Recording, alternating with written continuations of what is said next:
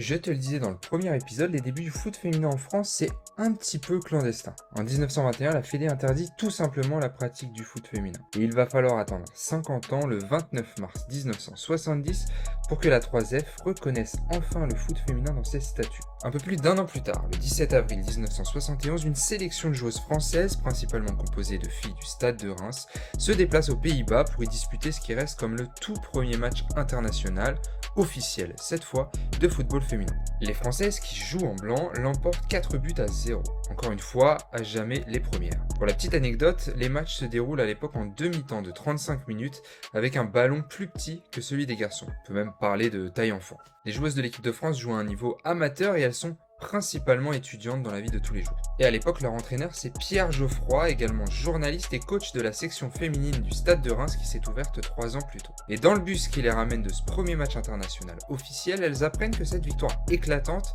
leur offre une qualification pour la Coupe du Monde quelques mois plus tard au Mexique. Une compétition cette fois qui n'a rien d'officiel mais qui est organisée par de riches Italiens et sponsorisée par la marque d'alcool Martini. Parce que le premier mondial officiel, lui, il a lieu que 20 ans plus tard, en 91, et il est déjà remporté par les États-Unis. Et il va falloir attendre un moment, 2003 précisément, avant de voir l'équipe de France dans une Coupe du Monde. Si t'as aimé ce morceau d'histoire, pense à t'abonner à la VAR pour connaître la suite.